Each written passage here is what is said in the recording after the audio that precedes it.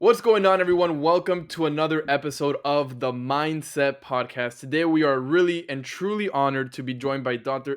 Matthew Sowcik, who is actually my former professor at the University of Florida. Go Gators, right? You Okay. already know what it is. Go Gators. Absolutely. He was my professor for leadership development, my favorite class, to be quite honest, that I've taken so far at UF.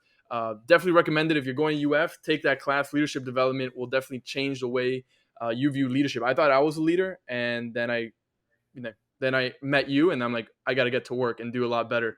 So that was a fun experience. But Dr. Sowcik, welcome to the show.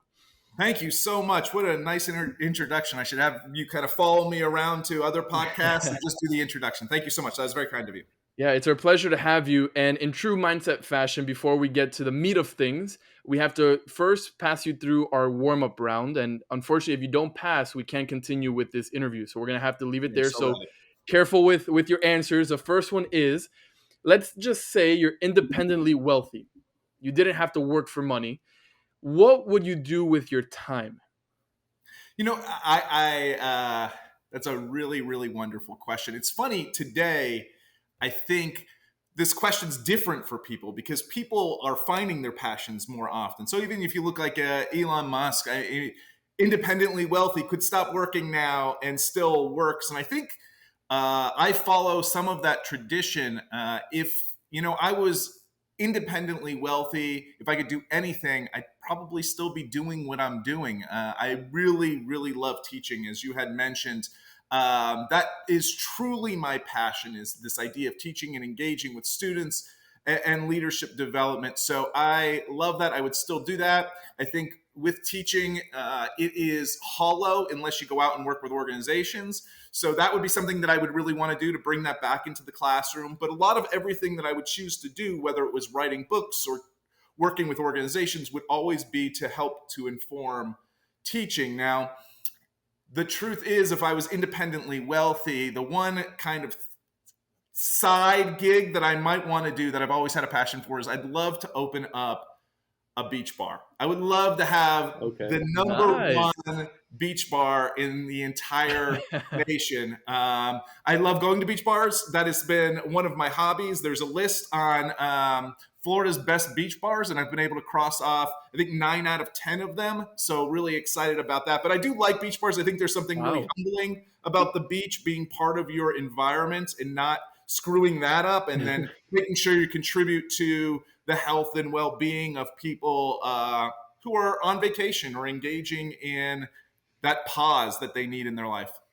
I'll be the first to go to that beach bar. I'm always at the beach. My girlfriend and I were just at Naples a couple days ago, and we had a blast there, and it was such a fun time. And I think, like you mentioned, if you, let's just say you did have all the money in the world, I think it's so refreshing to see that you are in a position to say, hey, I'm still passionate about everything that I'm doing. And just, by the way, your energy is unmatched like no other. And I love that about you, because I didn't have the pleasure to take your class. If you ever come out with a master class or anything like that, I'd be the first to sign up, because I would love to learn from you. But I think that's such a huge lesson for so many people, that, whether money is involved or not. And I think, money obviously is a huge resource for everyone that is in need. We need money to survive, to live. But I think now more than ever, like you mentioned earlier, people are starting to seek out their passions, whether, despite monetary, values or not. So I think that's so cool. But I was actually talking about this question with a buddy of mine just yesterday. And for some reason, when I just mentioned I stayed at Naples, and we stayed at a tiny home. And for some reason, I've had this huge fascination with like tiny homes and these like A-frames and container homes. And I just think it's so cool. And I was telling him, I was like, honestly, if I had all the money in the world, I would probably build like a container home community somewhere in like Joshua Tree, California, or Utah, or Arizona. I just think that there's some like something so beautiful about these different unique types of places. I actually haven't, again, had the pleasure of visiting Joshua Tree, but that it is definitely on my to-do list to go out there and see what that place has to offer. But this is such a cool question. I love asking this, because it's always different answers all the way. Yeah, how privileged are we to be able to do this? I mean, how wonderful an opportunity do we have to be able to have conversations like this and to talk about those things? I know that I have been just tremendously privileged in my life to be able to work at a place like the University of Florida and to get students like you, Anthony.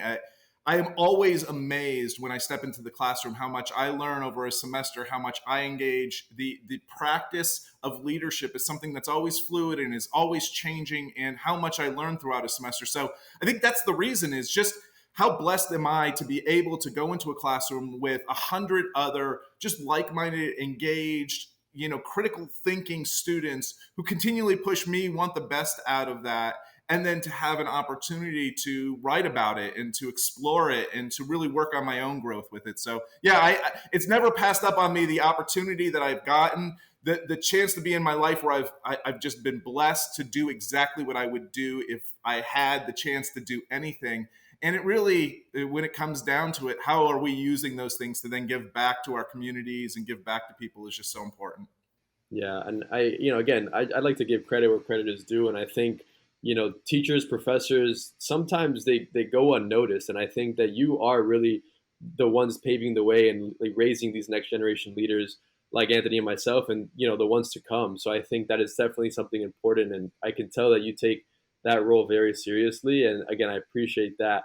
But with that being said, on to the next question of this little lightning round, and this is going to be a fun one. I always stump on this one. I never know what to say, but this one is: if you could choose any two famous people to have dinner with, who would they be? And like you said, that's a really hard question, isn't it? I mean, there's so many people who, if you would just have that opportunity, the questions you would ask. And certainly immediately when you ask that question, there's folks I think that we would, those who practice spiritual faith would choose immediately. So somebody like Jesus would certainly come to mind, and you would be connected to that, the things that you could ask and just the lessons you could learn. But the two that I'm going to give you, I think, are a little bit different, or at least one of them is, the first one, maybe more people say, the reason I would want to meet him is a little bit different. So Einstein has always been someone who, of course, from just an intellectual perspective, would be sort of amazing to sit down with. But they talk about Einstein as being maybe one of the most humble individuals in writing about humility and really trying to understand humility. If there was ever a human being who didn't have to be humble, it was probably Einstein. Yet everything he said, every quote he has comes from this place of humility that every time I read about him, I am almost taken back by that, suggesting that his success, his intellectual success, came from a place of humility, suggesting when people would ask, why do you keep working? Why do you keep moving after you've thought of this theory and this theory? And he said, compared to the universe, I'm really but nothing. And to understand just a little bit of that is humbling. And it really is pretty amazing that this individual. So I would love to kind of meet him and understand, where does that come from? What ingrained in him to be able to be, the smartest man in the 20th century and yet still be really humble. And the second person, much to that effect, was Antonio Gaudi, who is an architect in Spain, who, when I went there, created this unbelievable masterpiece, this Sagrada Familia. And when I stepped inside of that place, I will tell you, that is one of those moments that I will never forget. A kind of awe-inspiring, almost unbelievable that one man kind of leading this charge could build and continue to have that build well after his death. And once again, it comes back to some of that humility when asked, does it bother him that it won't be completed in his lifetime? He said, God is not on my timeline. And he's talked about nature as being the most important teacher that he's ever had. And a lot of what makes that place so magical is his understanding of nature and what it's given us. So his perspective outside of himself, once again, as this genius and eccentric thinker, to give credit well past himself. And then just even his leadership style, he created, the first thing he did when on site was create a school for children so that all the workers could bring their kids there and not worry about them for the day. Just thoughts like that that really resonate with me on how we should be leading, what we should be giving, and how we should be using humility to ultimately propel ourselves. So I think that would be a pretty cool dinner. I wouldn't understand a thing that Einstein was saying, and I think he was a recluse, so he didn't talk much. So it would be completely awkward and uncomfortable, but I would really love it. Yeah, that's such a dynamic duo Yes. that you would bring together. And I've actually had the pleasure to visit the Sagrada Familia in Spain, and I know exactly what you're talking about. It is beautiful. I mean, when you go Gorgeous. inside, all the colors that reflect on the floor. I Yeah. mean, it is Magical. like nothing else. It's That's like right. nothing else, and it's I didn't know a whole lot about Gaudi. Is it right that he passed away because he got run over by a car? Yeah, I mean, much to his humility, he had built this amazing church, and he Yeah. was. The story goes that he was stepping back to look at one of the structures to give someone some coaching, and he was hit, and no one found him for days because he was so dressed in drab clothes. They just thought he was a homeless person, kind of sleeping. And when they Oh my. finally, of course, realized it, he passed away at the hospital, and they had a parade for him. And if you see these pictures, there are thousands of people who showed up to this parade from this man who couldn't get someone to kind of stop because he was dressed in such humble clothing and Wow. didn't put himself out there. So yeah, I just an amazing story. I just have really resonated with that. And as you know, stepping into that building, you're kind of transported to this world from this person who just could Yeah. envision things that you couldn't even think of. Yeah, it's incredible. And Dr. Sowcik, that's the thing I love about of history is that we can learn from great leaders that have done it and really learn and experiment with those leaders and see what did they do, and those are some traits that they've done years ago that we can still acquire and learn and try to implement today as leaders that we are today. And those I agree are two great leaders. And I would where would you, this is a bonus question, where would you take them to go out to eat? You got these two people with you, you got to call and say, okay, let's meet up at 10 o'clock tomorrow at, where would it be? Yeah, it would be inauthentic of me to not say a beach bar at this point. So to see Einstein surfing on the beach would be something that I would absolutely want to do. I love And it. I think a beach bar provides that perfect environment to be able to be humbled, connect to nature, Yeah. but also have a few drinks to liven up the conversation just a little. So I think a beach bar would be my choice. I love it. Perfect answer. Well, that does it for our warm up questions. That was awesome. That was a treat. I'm Um, glad that you asked. you passed. You passed. We can continue. Right, Gabe? We're good to go to continue. Awesome. So, Dr. Sowcik, tell us a little bit about you. I know you have your hands in a lot of different pots and you got a lot of things going on right now. Tell us a little bit about who you are and what you're up to today. Yeah. As we had just kind of briefly mentioned, blessed to be a faculty member, an assistant professor of leadership education at the University of Florida in the Agricultural Education and Communications Department. So that is my love, my passion. I love the teaching on the undergraduate level. I did with you. We have about 100 students in that class. And then on the graduate level, I am certainly fortunate enough to advise a lot of our PhD students who are getting a degree in leadership studies. So that becomes really, really important to be able to help them see their passions and engage with those. I have a student who's talking about ecological humility now and looking at why farmers dedicate their land to the state so that it can be conserved for years and years to come. And that's her dissertation. And I'm just so proud of her and what our students are doing to better understand how do we protect the environment, how do we protect ourselves, and as was mentioned before, how do we train the next generation of leaders, because there are challenges coming up for an increasing population and some of the things that you see every day with pandemics and wars that we really need to have complex thinking on and leadership on. So I'm blessed to be able to do that. I love working with organizations. Certainly nonprofit organizations are things that I love to give back to, but any organization who's interested in training and development and leadership and engaging in that becomes really, really important for me. So I've worked for some great companies back in the day. I used to work for a company that was bought over by eBay. So eBay for a little bit, Mohegan Sun Casino, the Florida Department of Agriculture and Consumer Services, just a number of different great places that I have loved over the time that I've been here in Florida for the last 6 years, and then while I was up in Pennsylvania. And then I write books. I've written a number of different books. This is going to be my first book for the popular press to go out to everyone to read, so I'm really excited about that.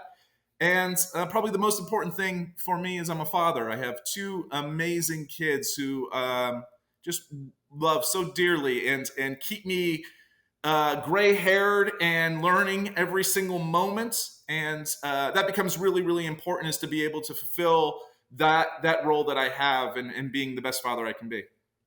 That's so amazing, and I think as I'm listening to your story, I can tell that you are not only an amazing leader because of all the positions that you've been in and all the experiences that you've went through, but because that you are a father. I think that is a level of leadership that no one is ever prepared for. I don't have any kids. I probably won't have any for a few years at least, but I definitely know that fatherhood, for the friends that I have that are fathers, that is a different experience, to say the least. But I want to ask you, Dr. Sowcik, what was the click in your mind, or what was the season that you went through to say, okay, I'm equipped to be a leadership professor or a leadership teacher, right? I think I asked that to myself, and I think that there's so much more to learn, and I have no doubt that you're learning, and you're giving wisdom, and you're learning wisdom every single day.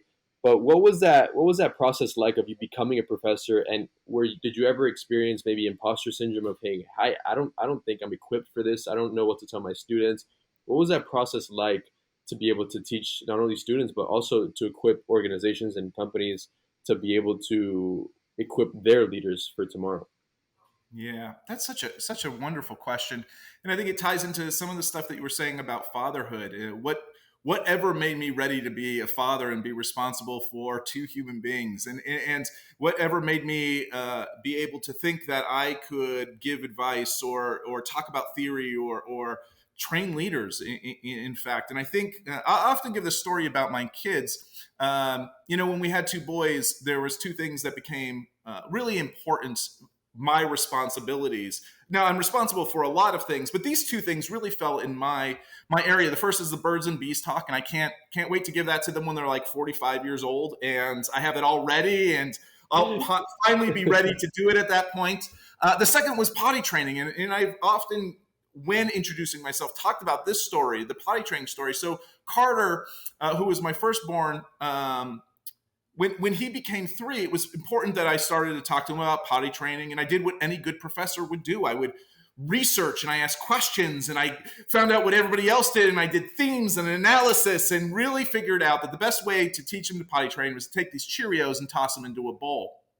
And then so toilet bowl, and I got him in front of the toilet bowl, and I gave him my best Tony Robbins speech, and I said, we're going to do this. We got this. It's going to work. I know this. And he delivered. He aimed, and he delivered, and he hit those Cheerios, and I walked out of there thinking, like, this fatherhood stuff is so easy. I earned my #1 dad mug. And then my youngest son, Chase, who really is every gray hair in my head, it was his turn, and he was 3, and I did the same thing, same Tony Robbins speech, running across coals. We're going to do this. And I tossed those Cheerios into the bowl, and he stood there, and he reached in and he ate them. And I thought, why does that happen? And I think the moment that you believe that you're qualified anything when it comes to human behavior, that's when you go wrong. And I think that's the moment where things go wrong. So when I was a young man, I was really interested in human behavior, and I really wanted to be a clinical psychologist.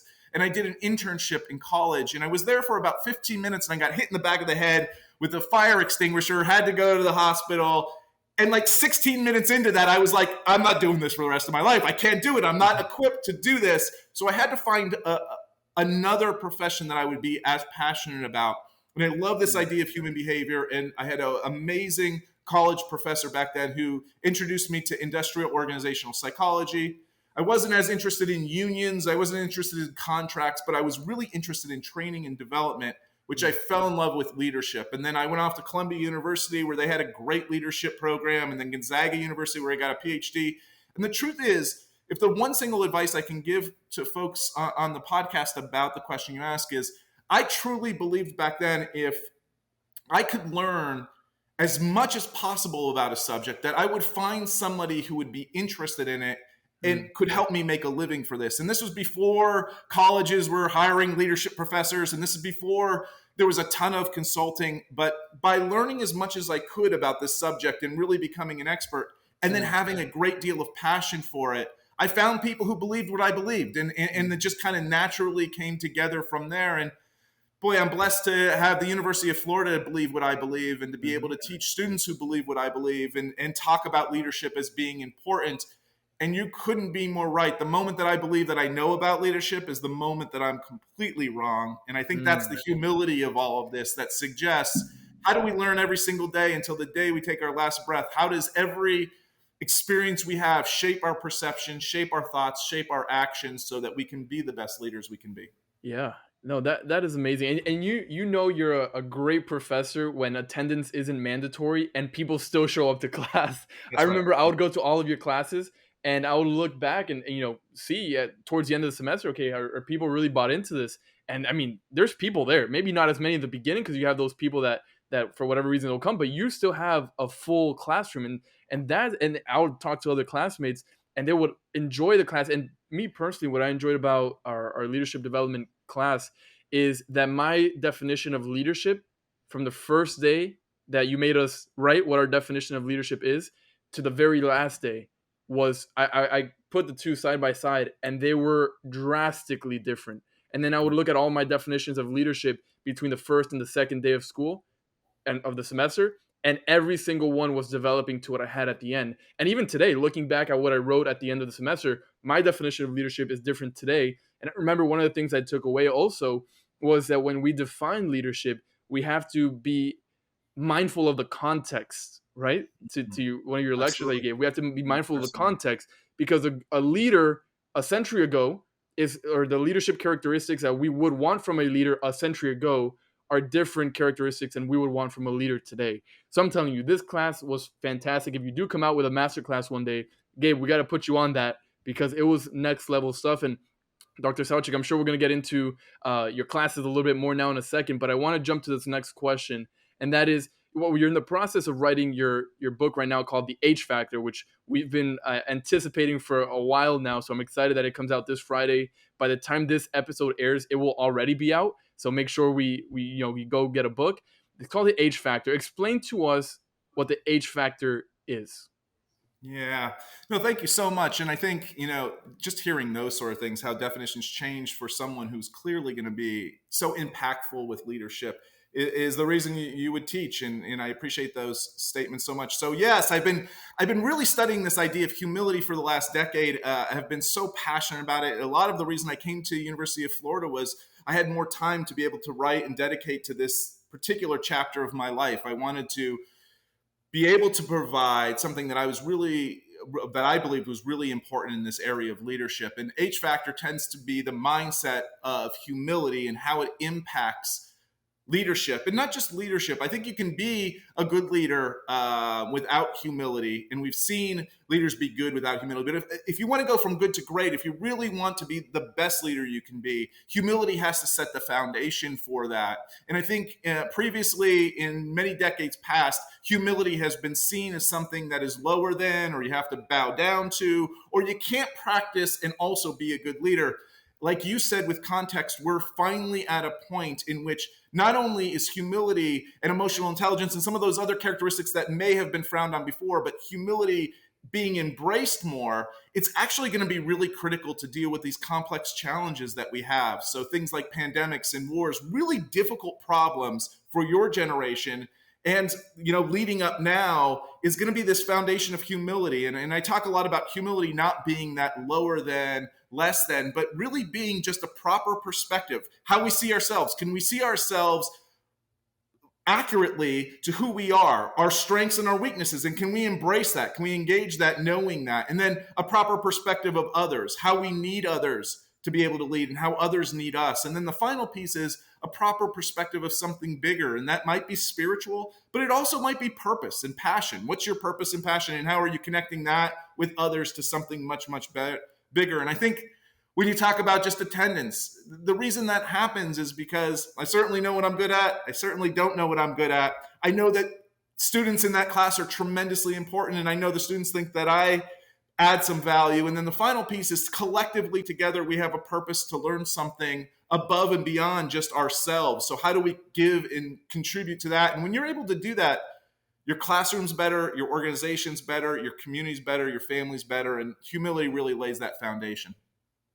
Yeah, I think I was reading that excerpt that you sent over, and there's so many good points to talk on, and at least my definition of leadership, and you can't fail me because I'm not enrolled yet, so I hope that this is correct. But at least the definition that I've kind of been living by, and something that I've been taught over the couple years and months from mentors and even friends, is that leaders are people that, like you mentioned, build up the community, but are there to serve others. That they're there to be the peacemakers of their community. Whether you're a CEO of a company or whether you're a leader of an organization, that you're there to make sure that everyone else is equipped enough to do their job. And I guess my question to you is, as a young person, maybe the people that you teach at the university, or people that you've been able to help in the organizations, what has been the most difficult thing that you think has been for them? Like, maybe what's the biggest hump that people need to get over when it comes to humility? Because I feel like I've met a lot of people that they consider themselves leaders, right? But they can't get past their ego, right? They can't leave their ego at the door. And I think that's such a huge default for people, because that's just the world that we're living in. You know, you look on social media, people have hundreds of thousands of followers, and they think that they're entitled to something because of that. And they hold themselves to a certain standard because of that. So what do you think, as an expert in this field, and being with the H factor and what it stands for, what is one of the things that you might see as a common denominator for the people that you've been able to teach and experience with? What is one, difficult thing that they take to get over that humility, to get to that? A lot of what I've done in this book is just really bring together things that, even you have talked about now, and stuff that we know generally in our hearts and in our minds, cognitively, we know that this is an important quality. So when we talk about it, we're able to express exactly why it's important. And I loved what you said, is this idea that leaders are there to serve, or leaders are not there as the end point. And oftentimes I think we get students into leadership programs. I think we get MBA students to take MBA programs because we promise that the outcome is leadership. And if the outcome is leadership, it suggests that if you work hard enough, if you're perfect enough, if you do enough, you'll get to this point of being a leader. And once you're a leader, that's it. That you have everything. You have all that you want. And the truth is, leadership is not an end by any means. It's a means to other people's ends. It's a means to a larger purpose's end. So if you're a leader, you're just helping other folks reach their ends. You get them the training, the skills, you help them and guide them to get to that point. And what that point is, you're trying to get what your overall purpose end is. So to make the organization successful, or to reach a cause, and then everybody's the means towards that end. But oftentimes we see leaders say, okay, I'm a leader now, you listen to me, you need to do what I say, I'm the end. And I think that's a huge hurdle, is that we see leadership as an outcome instead of a process to help others. I think the second thing is, and you said it wonderfully, is this idea that our world today, our social media today, says the outcome of success is being perfect throughout. So hide all your flaws. Don't let people see that you're normal. Take 500 pictures to show the perfect one picture in that process. And we get away from the idea that we are completely imperfect, completely incomplete, and completely impermanent. And if we don't believe those things, we start to believe that leadership is this perfect thing. And only recently, over the last decade and a half, have leadership consultants started to sell that. So they say, I had this messed up life, but I learned all the secrets to be perfect. If you take this workshop, or you do this training, or you read my book, then you'll be perfect too. And that could not be farther from the truth.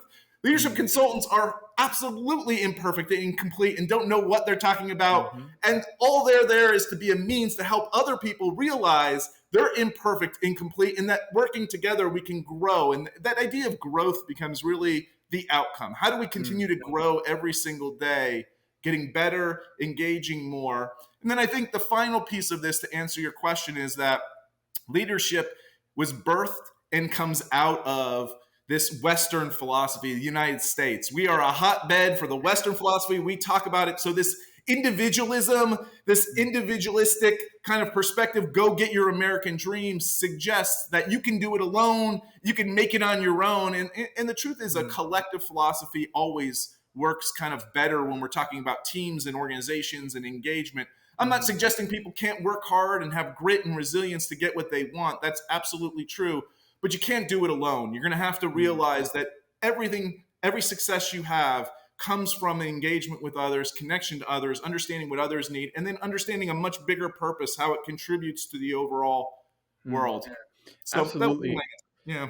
No, great answer, and thank you for that. Here at the Mindset Podcast, we preach that if you're a perfectionist, that doesn't work. Like if you're just waiting to have the perfect scenario, the perfect content, the perfect camera, the perfect situation to get started on your workout blog, you're never going to get started because everything is never going to be perfect. You yourself, as you mentioned, are not perfect. And just in case anybody, while they're listening to this, has a book already, under the section to establish humility of self, I believe is where we find that, where you talk about the power of understanding imperfection, incompleteness, and impermanence. And you talk about that, you say that by embracing these, leaders gain a proper perspective of themselves to lead more effectively. Is that right? Yeah, it's so right. And I think, I love the name of your podcast because I think you can have a momentary humility. I think you can Mm, walk into the Sagrada and have this moment of awe and humility. mhm. But truly, leadership has to be a mindset. It has to be a mindset that comes from that philosophy of being imperfect, incomplete, Yeah. impermanent, and then Mm, all of that mindset then leads to how we can engage with others, how we can work with others, how others can work with us. And I always talk about the Undercover Boss as a TV show and how crazy that is. We get this CEO who no one could possibly know in the organization that's made them successful. Throw in a little bit of makeup, they go in and they're shocked and humbled by how important these employees are, when of course these employees are important. Of course they're the ones that are living out, engaging with the customer, doing the things that need to do. And at the end of the show, there's always this kind of humbling moment that they're changing philosophies and changing policies because now they mm, connect and see that without those others, we can never get to the mm. bigger purpose of the organizational success in that process. And I think that's kind of that mindset that you need, that shift in mindset that you need to Yeah. use humility as a foundation. Yeah. Now, Dr. Sowcik, why do you think that humility hasn't played a more significant role in leadership? Right now is when you're saying that now humility is becoming part of the conversation. Leaders are now starting to talk about it and to emphasize it now. But leadership has been around for centuries. Why is it that now is when humility is becoming more mainstream? Yeah, that's such a good question. I was just reading the New York Times the other day, and up came an article about Jack Welch. And if anyone has ever taken an MBA class, they know Jack Welch as being this amazing leader who led GE. And there's some conversation now that maybe he was the start to all of this inequity between workers and top management, and why there's such a divide in that. And certainly, if you want to read that article, that's important. But I think it leads me to answer your question, which is there's a lot of reasons. One, certainly the individualistic nature of America. We see leadership as being kind of that guy riding on the white horse, and I use that pronoun in particular because we see men as being that. We see leaders as being, when that couldn't be farther from the truth in this process. But we have such difficulty giving up on some of our old notions of leadership. I think another is this idea that we evaluate leaders tremendously unfair. We suggest that if you don't win now as a coach, if you don't, do something now to get elected in 2 years, if you don't turn the organization around in the next 2 years, you're out of a job. And all that does is focus our energy on being big, talking loud, making huge changes to sacrifice the future for the right now. And what you see is organizations, politicians, coaches who sell out all of the future success for the right now success. And there's no humility in that. There's no humility in building a program, building, a platform, or building an organization that's going to have long-term success based on this humility, this based at growing the organization, understanding that mistakes are going to happen and that we're going to learn from them instead of fire people from them. So I think a lot of the way that we evaluate leaders, we suggest that they have to be flashy, they have to be big, and they have to make immediate impact. And that really becomes difficult. Jack Welch was that. He made an immediate impact in the time that he was there, but he certainly didn't set up any of the leaders to come after him. And that really becomes something that we should start to measure a legacy of leadership on.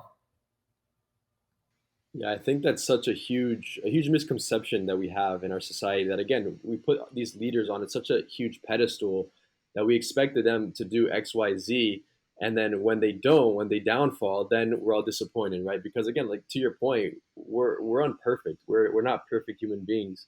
And I think that it's a disservice to them and even to us to even expect such a high standard. And yes, again, I think people are definitely well equipped in certain areas to be able to deliver certain things.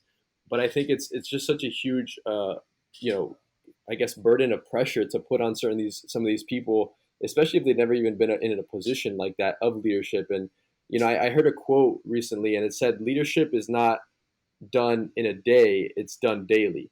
And that is not something that you're going to wake up one day after taking your course and getting an A. Congratulations, that's one step in the process of becoming a leader. But like you mentioned, that is not it's not a means to an end. It's a means to someone else's success, a means to someone else's impact. Because I think us as leaders, we're not meant to necessarily make it somewhere, but we're meant to be able to help others make it somewhere. And I think that's something that we've been able to learn with people like yourself on this podcast. And something that we've been asked multiple times, and to be honest, I it's a stumper to me because it's such a huge, in a way, controversy for some people. And that's, the question of, are leaders born or are leaders made? And I guess I'll give you my kind of 2 cents on it, and you can, feel free to agree or disagree. But I think in my personal experience, in my short career, I don't necessarily think I was born a leader. I've definitely seen kids in my nephew's class, 3, 4, 5 years old, that I see. I'm like, dude, that guy's going to be the president of the United States one day. I don't know what his parents are doing, but they're doing a damn good job. And then you get the flip side of that. The people, you see some people in high school, and then in college, and even their work life career, they're definitely making such a huge impact as a leader, but you didn't really see that coming. And I guess my question to you is, what is your take on that? Do you think leaders are born, or do you think they are made over time? Well, I love that question. That's one often asked. I sure hope they can be developed, because my whole career is based on that. So I'm gonna say that right off the bat. I may be a little bit biased on this. I do think it ties into also what you were saying about the definition of leadership. And there's as many definitions of leadership as there are people writing about leadership. Everybody has their own, and that really bothers some people. For me, it doesn't bother it as much, because I think the truth of leadership is this: that we all know good leadership when we see it. We all can kind of recognize it. We see it. We know what we want in it. So it is something that we recognize, even though we don't have this word or that word 100% the same. We recognize what good leadership is in that process. Now, with that said, I don't think you come out as having all of those qualities. I think, certainly some people are more gifted from an extroverted standpoint in talking to others. Some people are much more gifted from a planning standpoint and strategic standpoint. I think we have certain gifts that we work with. I think it's how we use those gifts, and then how we connect those gifts to other people that we're working with, that becomes the training that we need to develop in this process. So a lot of when we're looking at leadership, we certainly want to understand what we have thought about leadership from a theory perspective. But a lot of what I hope to do in my class is to teach people to recognize gifts, and then also be able to work with others with those gifts, build those gifts out, so that everybody is optimizing that process. And that really becomes the humility in it, is, what are my gifts? How do I have that proper perspective of myself? And then how do I understand that other people have gifts that I need to work with to be able to move forward? Once those gifts align, that's when you see organization performance just skyrocket, because people are loving what they're doing. They're having fun. They're doing more of it. They're giving their blood, sweat, and tears with that process. So I definitely believe that we are born with certain gifts, but we can absolutely build out those gifts to work more holistically with people in that systems thinking we need. Yeah, I couldn't say it better myself. I think, the leadership, not only in different organizations and companies and, schools, I think, rely on that, because I think we have people like you, professors, and other leaders that are able to develop those people. But I guess my next follow-up question to that, based on, what you're all about, and humility, and this is something that I'm a huge advocate for. I think humility is something that everyone needs to learn at some point in their life. But I guess my question to you is, what comes first in that aspect? Do you become a leader first, or is the humility aspect what comes first? Or is that something that can be intertwined and learned along the way as well? Yeah, I think most of us would agree that we've all been humbled at some point. So it's a lesson that we often learn really even early in life in that process. I think what happens is there becomes a disconnect in our idea of leadership and our idea of humility that needs to be more integrated. But for me, I think we should learn humility, not just to be good leaders. I think we should learn humility to be good fathers. I think we should learn humility to be better followers. I think we should learn humility to be better spouses in that process. So I think humility is a foundation, like vulnerability, like emotional intelligence, all things that we need to be better in all areas of our life, including leadership. And leadership should not be the exception to that. So I think as we're learning humility, it's really important to be able to engage with that practice, not only, early in your life, but to always kind of go back to humility. And I think especially when we're leaders, we tend to be leaders later in our lives. We've had to learn and we've had to have experience. I think it's really important at that point to not believe we've learned all the lessons of humility, but to go back, relearn them, re-engage in them. And like you said, as much as leadership is a daily practice, I think humility is a daily practice. I think the idea of grounding ourselves in any value that is foundational becomes something that we think about. We give gratitude to be more humble. We have moments of awe to be more humble. We get outside the ocean to be more humble. We look up at the stars to be more humble. We meet other people who are doing outstanding things to be more humble. And then we learn from our mistakes and our failures to be more humble. There's a great professor that I really respected, who I wrote about in the book, who, printed out or published his CV of failures. And he talked about all the things that he didn't get into, the schools he didn't get into, all the publications he didn't get, all the ways that his class, instead of good things that his class said about him, the bad things. And it was amazing that all of those things made this person the professor he was at the University of London, like just this prestigious place to do work. And I was just amazed at all of the things that went wrong in his life so that he could be in the position he was in to lead, to engage, to contribute at the level he was contributing. And I think we often don't talk about that enough, whether it's leadership, being a teacher, being a father, or being a follower. So interesting. And to that point, the big issue that I see, especially for my generation of young professionals getting into school and freshly out of college, is that the opposite of what we just said, right? We go on social media to only publish the good things. I just got a job. I just got an internship. This great thing happened to me. I got this award. But I've never seen on social media, hey, these are my failures. These are some obstacles I went through, and I'm sharing it just so some other people can keep an eye out for it, right? Do you think we're going to get to a point, Dr. Sowcik, where we might normalize expressing our failures publicly, or do you think that's gonna always be something we keep in our closet for a long time?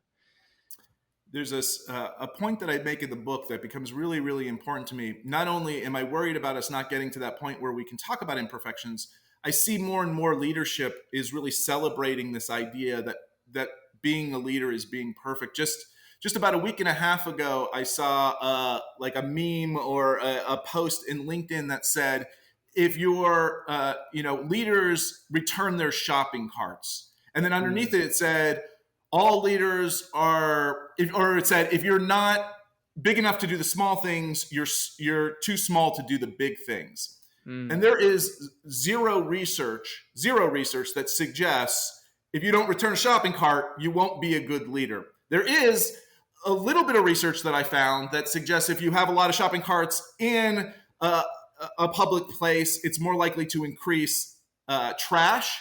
But there is nothing that suggests that you can't be a good leader. And in fact, when I had little kids and it was raining out, I had to decide to leave the kids in the car or return the shopping, to just continue to put out that leaders are these perfect people. And in order to be a leader, you have to demonstrate perfection all the time, becomes a real disservice to what we do for really good people who want to lead. For people who are afraid to be seen as imperfect, they don't end up being politicians. They don't be coaches. They aren't teachers because they're so afraid that they're not this idealized perfect leader. And I think selling that on social media, certainly selling that with books or trainings or workshops, is going to do a huge disservice to all of us who are humble, who say, I'm not perfect, because that's exactly the people we need leading this next generation. Anyone who thinks they're perfect probably should step back and be a follower for a while before they learn that humility. So I worry a lot about that. I talk about this idealized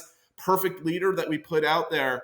But that's not to say that there's not perfect moments and there's not presence where we're with family or we're engaged with coworkers where everything is just going great. There are perfect moments. There's just not perfect leaders. And I think that's a really imperfect process to follow. So interesting. And part of that process is, as a leader, taking feedback well, right? A lot of us take feedback not so well, and we don't deal with it very well. And I get it, because it's not comfortable for someone, your boss, your superior, or anyone. Let's say someone listens to this podcast and doesn't like it, right? The first reaction, I guess, human instinct would be like, I would be like, no, you're wrong. Or no, but this is happening, right? I blame, right? We talked about that in your class. We automatically go to blaming game. No, it's not me. It's so-and-so, or it's John Smith. So I think part of that, and I'd like to hear your thoughts on this, specifically on feedback, that in my opinion, we got to do a better job if we say we're humble leaders to accept not only the good feedback. That's easy. Somebody can tell me we're doing a great job, and I'll gladly take it and promote it and say this person said I did a great job. But it's a moment when that person tells me, hey, Anthony, hey, Gabe, maybe instead of asking this question next time, I think it would have been better this way. Or, hey, your audio wasn't that great. Maybe get a better microphone or see what you can do about it. Those are uncomfortable situations for me to have. But if I'm going to say I'm humble about it, I really need to take that into consideration. Not that they're, entirely correct, but I need to accept it. What do you think about that? Yeah, I think, you see it happening all the time. And I think you said it just perfectly, is this idea that when we put the perfect out there, we have to protect ourselves from not being imperfect. And we all feel, and we heard that word, the imposter syndrome, and it's part of all of us. I feel it too at times. I feel, geez, I'm working for the top 5 university. Like, how does that happen? I couldn't even get into the University of Florida back when I was trying to get into undergraduate. And now I'm teaching here in this process. And I think there's always those moments of doubt. I think we're human beings. We have those failures. It is only amplified when I look on social media and I see everyone is perfect out there. They're doing a million things. They have perfect work-life balance. They have the perfect kids. They have the perfect job. They have the perfect spouse, and everyone's happy. And then when something happens in your life that's not perfect, man, does it crush you. And even something small like a coworker saying, hey, I do it this way, maybe you try it this way. You're like, I got to use up all my energy to defend my perfect stance so that no one realizes that I am suffering from this imposter syndrome, that this may be true in this. I think our ability to talk to each other, and that's what I found with students, and I think works so well in organizations, is when I can admit and say to my students, man, it took me forever to write my dissertation. I had this problem. I had a whole year I went off course and had to come back. Talking about those things, or talking about the time that I fell down the steps in class and looked like an idiot, like that helps people on their first day of being like, okay, it's not that big a deal. I think we have to be able to express the failures that we've had. I think we need to put out there more that we aren't these perfect people with perfect work-life balances, because if that is the standard, man, we are all failing spectacular in that. I was reading an article recently, and it was about, this social media era that we're in. And now, there's so many people out there with, again, millions of followers and these influencers that we call them. And there's one woman in particular that she completely gave that up. She caught herself in a moment where she was at some hotel. She got paid to do some photo shoot for one of the restaurants, and she had ordered room service for breakfast, and she had the whole lighting set up. She had a photographer. She had all these, the whole 9 yards. And by the end of the shoot, her breakfast was cold.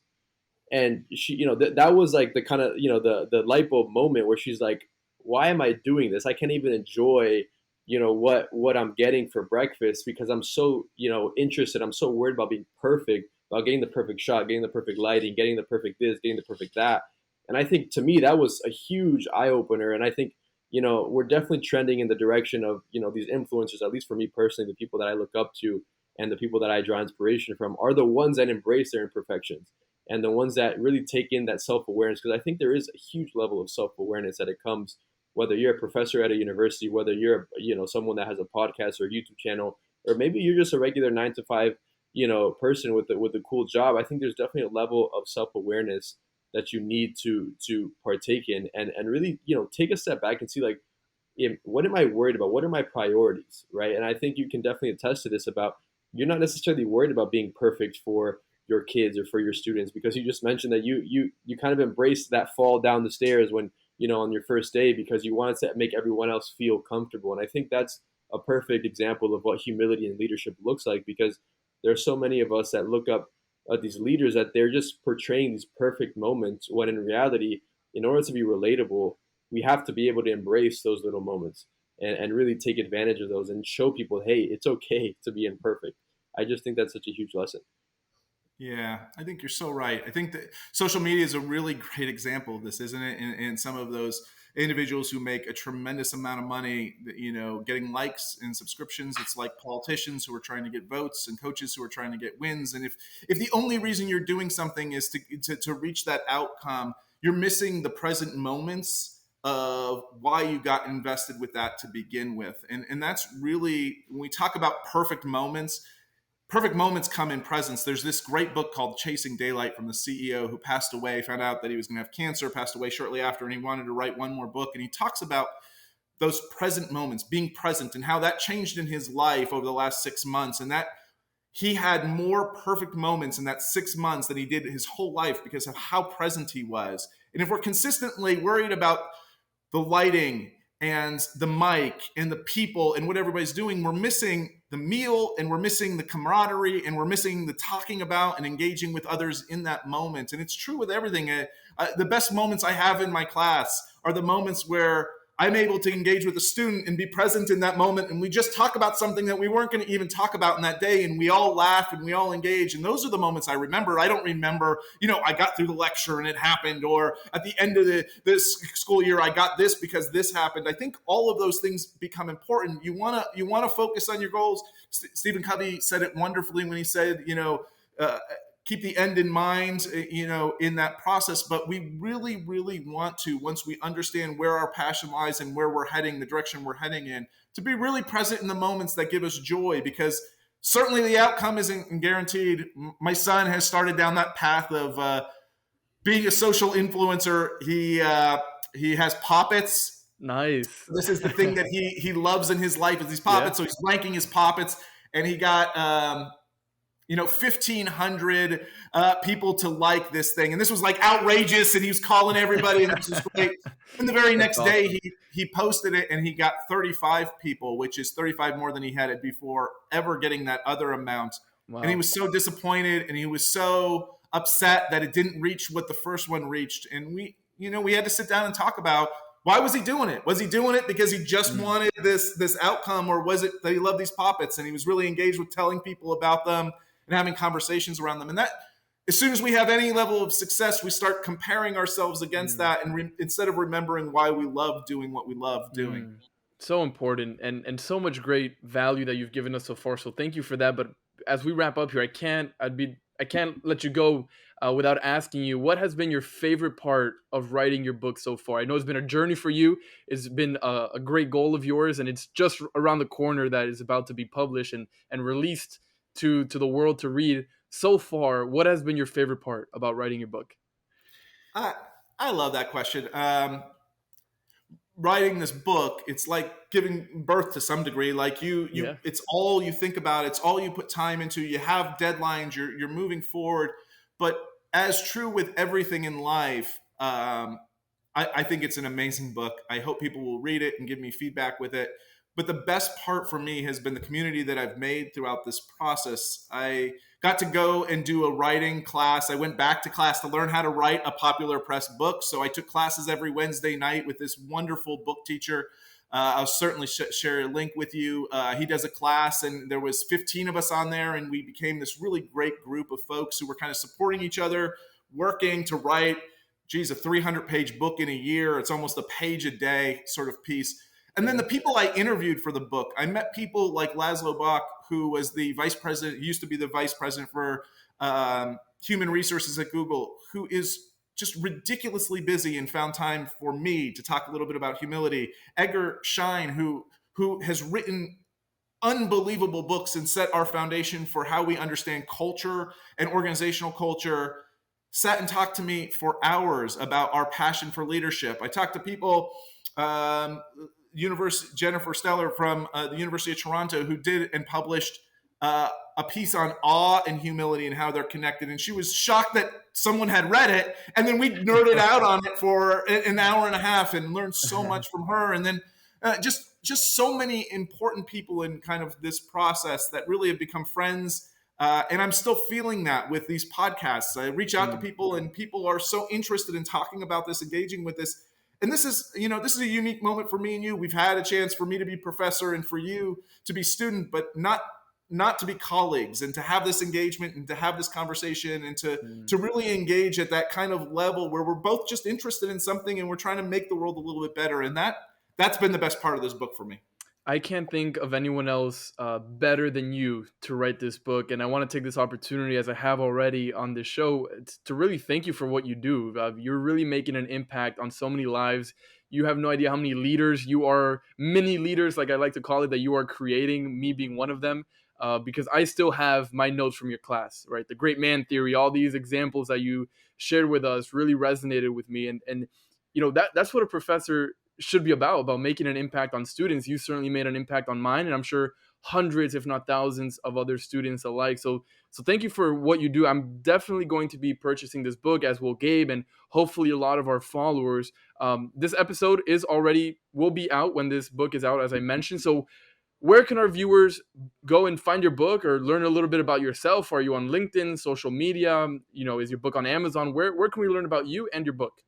Yeah, thank you, Anthony, so much. That really means so much to me. I would love to connect with people. If you can buy the book, please support writers. We do it, and we put a lot of time and energy, and I just want you to read the book. So any way you can get it, please read it. But more importantly, I'd just love for you to connect with me. You certainly can find me at the University of Florida, and my email address is just my last name @ufl.edu. But if you want to find me on Instagram, we're posting stuff all the time now. So Matthew.Sowcik on Instagram, and certainly LinkedIn. You just type in my name, and I would love to have a conversation. If you have a question about humility, question about organizations, question about the class, question about raising kids, I don't know if I can give you any advice, but certainly just reach out to me. Would love to have any conversation I can with anybody. And I just so thank you for having me on the podcast today. It really is a blessing.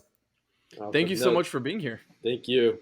This was amazing. I know Anthony and I took away so much. And again, like I mentioned, I didn't have the great pleasure to be in your class, but I hope to be one day sitting on a Zoom or somewhere, listening to you give a TED Talk somewhere. I'd love to be a part of that. And we will definitely be purchasing your book as soon as it comes out. Yeah. And we encourage all of our followers and listeners to do the same. So thank you again for taking the time. I know you're on vacation, so just carving out time to do this means a lot. But go enjoy your time with your kids and enjoy those beautiful mountains. But, thank you so much. Great to see you guys. Talk to you soon.